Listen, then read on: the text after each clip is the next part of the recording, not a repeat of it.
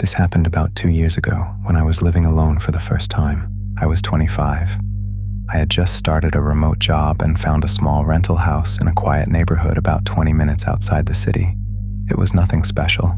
1 story, 2 bedrooms, a small backyard with a wooden fence, the kind of place that looks like every other house on the street. But it was affordable, it was mine, and for the first few months, I really liked it there. The neighborhood was the kind where nothing ever happened. Older couples on one side, a young family a few houses down, and a lot of people I never saw because they kept to themselves. It was calm. It was boring. At the time, I thought that was a good thing. Because I worked from home, I spent most of my time in that house by myself. I would sit at my desk in the second bedroom during the day, make dinner in the kitchen in the evening, and spend most nights on the couch watching something until I got tired enough to go to bed. It was a routine. Nothing about it felt unusual. Every night before bed, I did the same thing. I checked the front door. I checked the back door. Made sure both were locked. That was it. I never thought about it much. It was just habit, the same way you turn off the lights or set your phone on the charger. I never checked the windows. I don't know why. It just wasn't something I thought about. The doors were locked, and that felt like enough. I figured if someone was going to break in, they would use a door. Windows never even crossed my mind. The bedroom had 1 window on the side of the house, facing the backyard fence. It wasn't visible from the street. You would have to walk down the narrow strip of grass between my house and the fence to even see it. It had those old flip latches, the kind you push down to lock. It also had thin blinds, the kind that block most of the light, but not all of it. At night, if the bedroom light was on and you were standing outside, you could probably make out shapes through them. I never thought about that either. I mention these things now because they matter. At the time, I didn't give any of them a second thought. There's one other thing I want to mention before I get into what happened. About 3 weeks before any of this started, I noticed that the motion sensor light on the side of the house, the one near the bedroom window, had stopped working. I walked past it one evening and it didn't click on. I figured the bulb had burned out. I told myself I would replace it, but never got around to it. It just wasn't a priority. I think about that a lot now. I think about how dark that side of the house must have been at night without that light. And I wonder if the bulb burned out on its own, or if someone unscrewed it.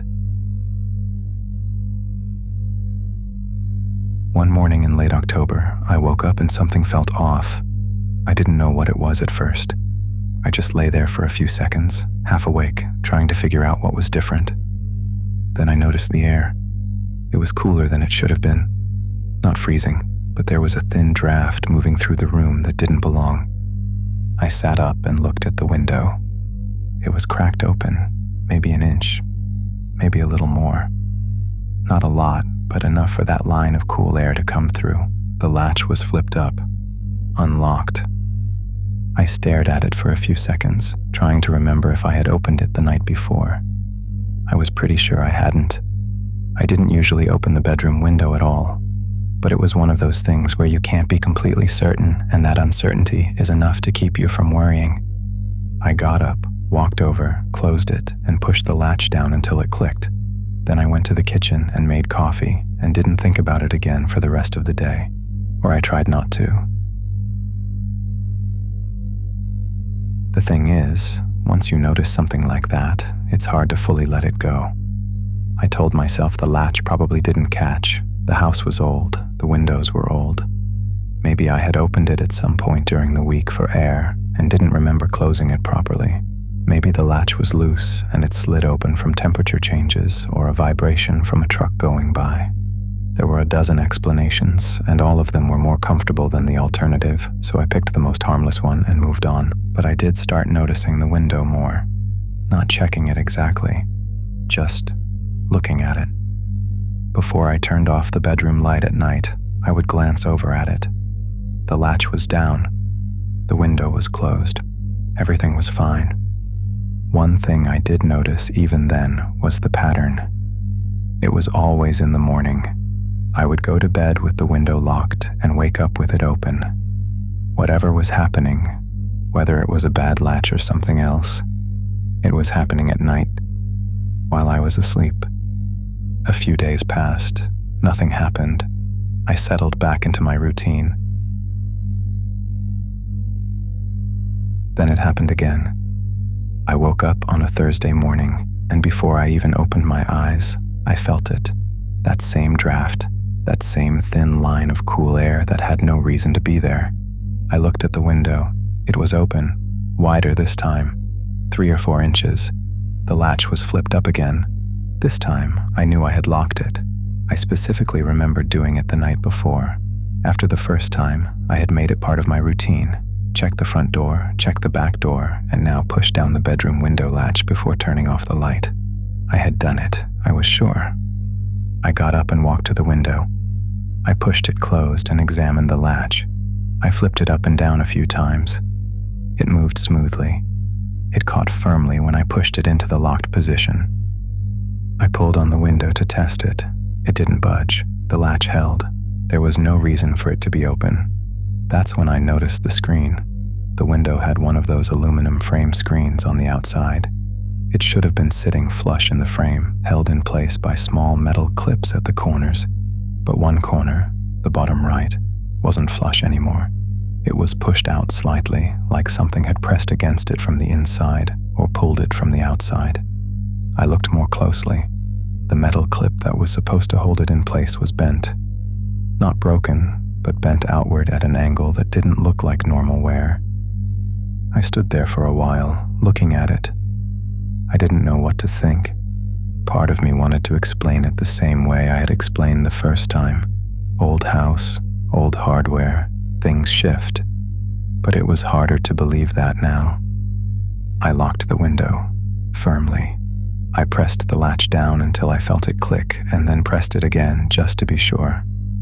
Then I went to the kitchen and sat there with my coffee. And for the first time, I felt something I hadn't felt before in that house. I felt uneasy.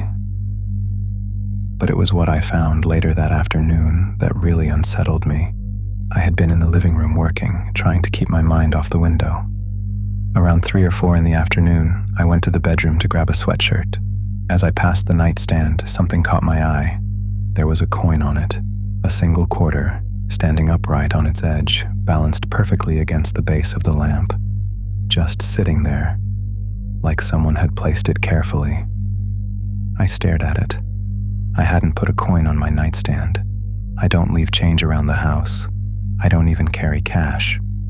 There was no reason for it to be there, and there was absolutely no way it had ended up balanced on its edge by accident. Someone had placed it there, deliberately, carefully, right next to where I sleep. Like they wanted me to find it. That's when the feeling changed. Up until that moment, the open window had felt like something that was happening to my house. A broken latch, a faulty lock, something mechanical. But the coin wasn't mechanical. The coin was personal. It was a message. Someone was telling me they had been inside, not just through the window and back out, but all the way across the room, standing over my bed, and they wanted me to know. I picked it up. It was just a regular quarter. Nothing written on it. Nothing special about it. But my hands were shaking when I put it down on the kitchen counter. I locked the window again. I didn't know what else to do. That night, something happened that I still can't fully explain. I went to bed the same way I had been doing. Locked the front door, locked the back door, locked the bedroom window, pressed the latch down hard, turned off the light, got under the covers. I fell asleep faster than I expected. I was tired from the stress of the morning, and at some point, my body just gave in. I don't know what woke me up. It was still dark. The room was quiet. I hadn't heard anything. No sound, no creak, no noise that I could point to and say, "That's what woke me up." I just woke up. Suddenly, like something had shifted. Without moving my head, I glanced at my phone on the nightstand. The screen was dim, but I could read the time. 2:47 a.m. I lay there with my eyes half open, not moving, and that's when I noticed it. The air in the room was wrong. There was a smell. Faint, but it didn't belong. It wasn't sharp or chemical. It was human. like sweat that had dried on clothing, or cheap deodorant something lived in, something that was not me. My whole body went rigid. I didn't sit up, I didn't reach for my phone, I didn't move at all. I just lay there, staring at the ceiling, and I became completely, horribly certain that someone was in the room with me. I can't tell you why I was so sure. I didn't see anyone, I didn't hear breathing. There was no shadow, no movement, nothing I could point to. But the feeling was so strong it was almost physical, like standing too close to someone in a dark room, like the air between you and another person when neither of you is speaking. I kept my breathing slow. I kept my eyes half closed. I pretended I was still asleep. My heart was hammering so hard, I was sure whoever was in there could hear it. I don't know how long I lay like that. It felt like 20 minutes. It might have been 5. At some point, the feeling started to fade. The air changed. The room felt empty again, like whatever had been there had quietly left. I didn't move for another 10 minutes after that. When I finally sat up and turned on the light, the room was empty. Nothing was out of place. Nothing had been touched. But the window was cracked open, about 2 inches. The latch was flipped up. I sat on the edge of the bed, shaking, staring at that window, and I knew. I didn't just suspect anymore. I didn't wonder. I knew someone had been in my room, standing in the dark while I was in bed. I didn't sleep the rest of that night. I didn't call anyone. I didn't call the police. What was I supposed to say? I woke up and I had a feeling someone was in my room. There was no proof, no footprints, no damage, nothing I could show anyone. Just an open window and a feeling that I couldn't shake. I did call the landlord the next morning. I told him the bedroom window kept coming unlatched and asked if there was something wrong with it, if the latch was faulty or if the frame was warped. He said he'd had the windows checked a couple of years ago and there was nothing wrong with them. He told me to just make sure I was pushing the latch all the way down. His tone made it clear he thought I was making a big deal out of nothing. He said, "Those latches are fine. They've never been an issue." I didn't push it. I didn't tell him what I really thought was happening. I just thanked him and hung up. But I was done waiting. I was done hoping it would stop. That night, I decided to do something. Before bed, I locked the window the same way I had been doing. Then I tore off a small piece of clear packing tape and stuck it across the seam where the window meets the frame. If the window opened, even slightly, the tape would stretch and break. I would know for sure. Then I did one more thing. I took a container of baby powder from the bathroom and sprinkled a thin, even layer along the inside of the windowsill. If anything touched the sill, a hand, an arm, anything, it would leave a mark in the powder. I turned off the light and got into bed. I lay there staring at the ceiling, listening. The house was quiet. Every small sound felt louder than usual. The fridge clicking on in the kitchen, a car passing outside on the street, the faint creak of the house settling. I don't know how long it took me to fall asleep. It felt like hours. The next morning, I woke up and went straight to the window. The tape was broken, not torn off entirely.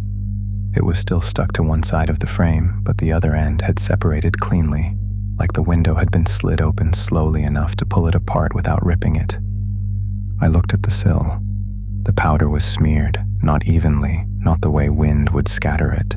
There was a clear drag mark through the middle, like something solid had been pulled across the surface, and at the far edge of the sill, near the inside of the room, there were 4 distinct marks pressed into the powder, 4 parallel lines close together, slightly curved, finger marks, pointing inward, toward the inside of my house. My stomach dropped. I stood there staring at the sill, and everything I had been telling myself for the past week and a half fell apart. This was not a bad latch. This was not the wind. This was not me forgetting. Someone had put their hand on my windowsill. Someone had pulled themselves through my window. Someone had been inside my house. I looked at the floor beneath the window. There it was, faint but unmistakable. A partial shoe print in the carpet. Not a full print, just the front half, the ball of the foot and the edge of the toes, pressed into the carpet fibers with a thin layer of dirt from outside.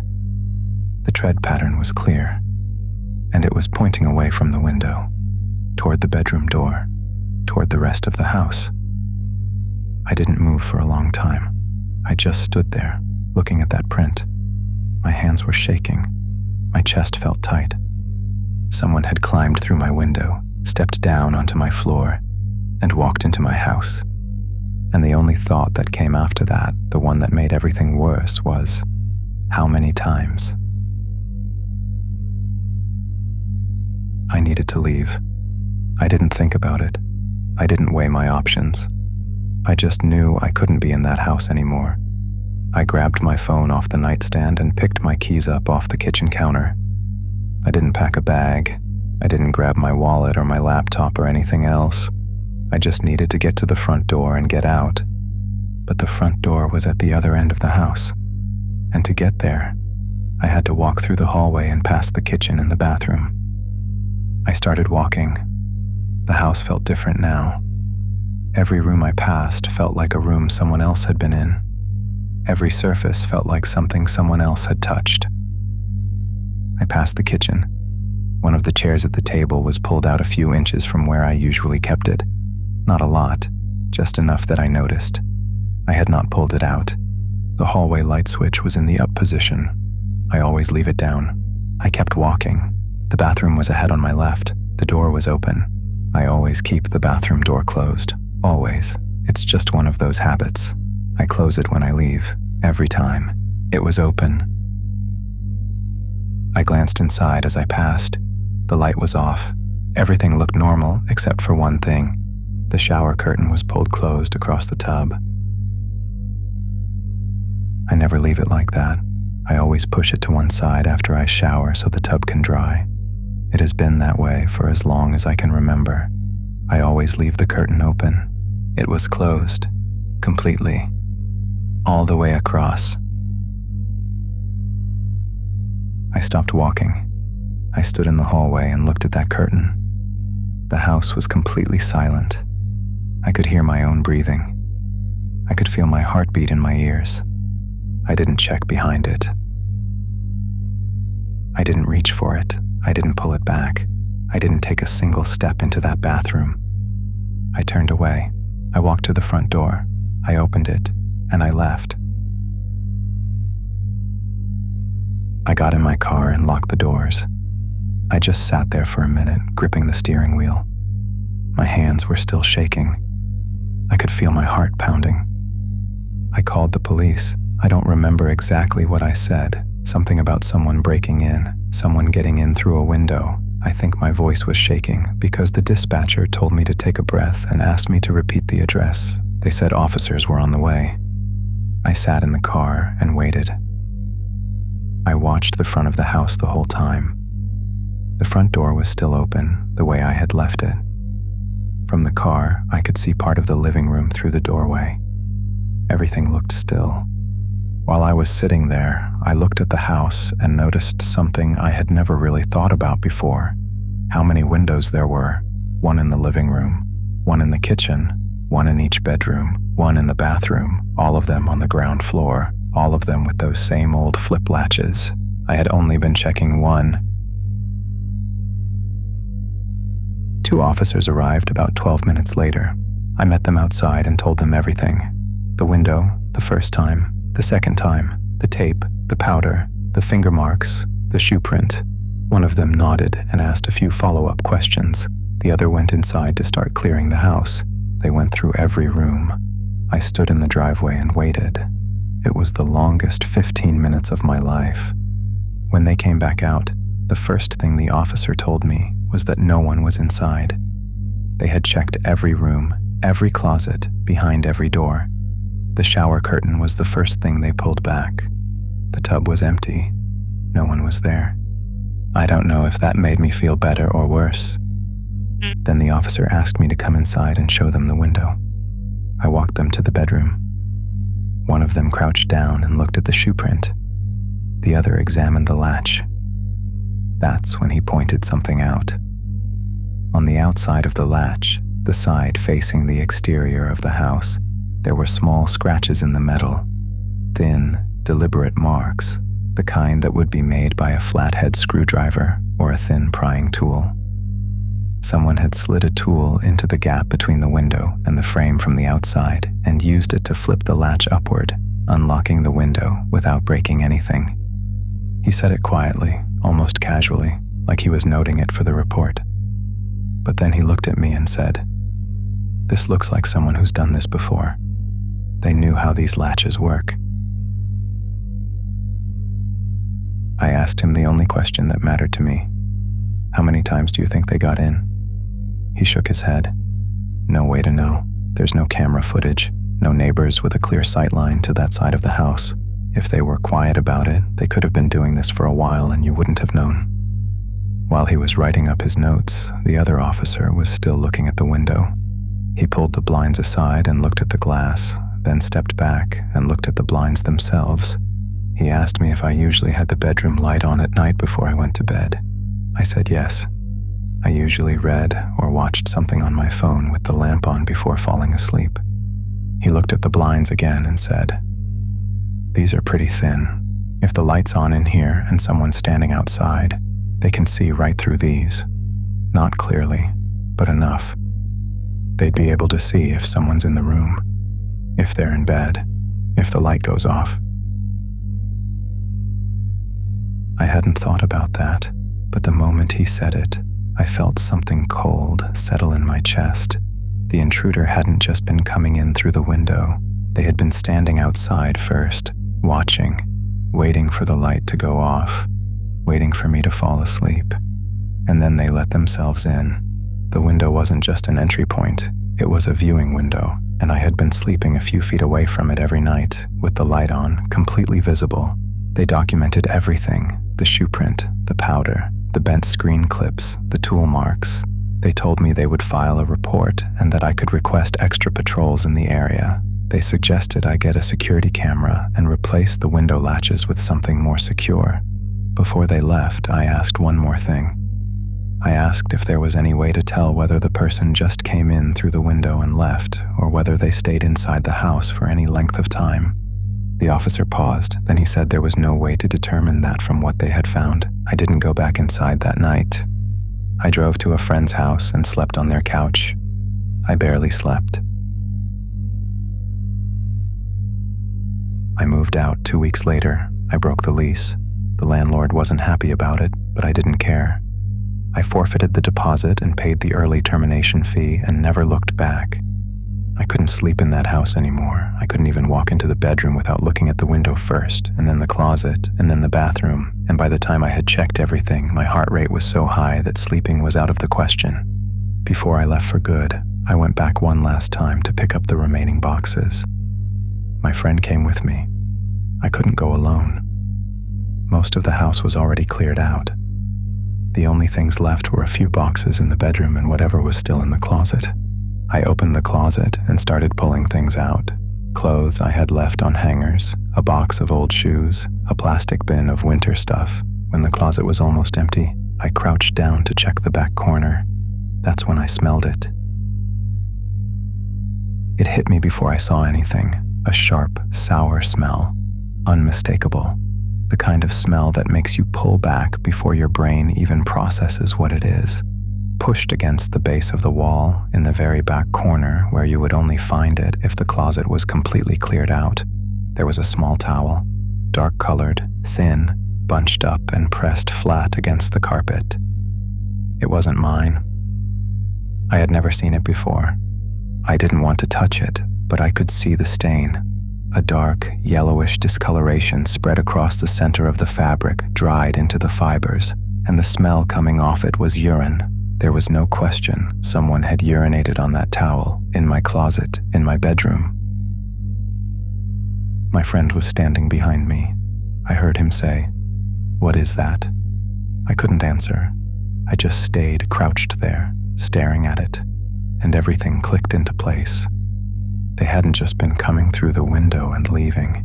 They had been inside the house, in the closet, in my bedroom, for long enough that they needed to relieve themselves, and they did it right there, on a towel they brought with them, in the dark, a few feet from my bed. That's what broke me. Not that they broke in, not that they were inside. It was how long they must have stayed. You don't bring a towel unless you're planning to be there for a while, and you don't use it like that unless you've been there so many times that it doesn't even feel like someone else's home to you anymore. It felt territorial, like they had claimed that corner, like it was theirs. I took photos and called the police. They came out, documented it, and took the towel as evidence. I don't know if they ever did anything with it. A few weeks after I moved, I got a message from the woman who lived 2 houses down from my old place. I didn't know her well. We had waved at each other a few times, said hi once or twice when we were both getting the mail. She said she was sorry to bother me, but she wanted to ask if everything was okay because she noticed I had moved out suddenly. I told her a shortened version of what happened. She went quiet for a minute. Then she said something that I still think about. She told me that over the past couple of months, she had seen someone near the side of my house a few times, late at night. She said she assumed it was me. She said the person would walk down the side of the house toward the back, and then she wouldn't see them again. She never thought anything of it because she figured I was just taking out the trash or checking something in the backyard. She asked me if that had been me. It wasn't. It had been going on for months, long before I ever noticed the window, long before the first morning I woke up and felt that draft.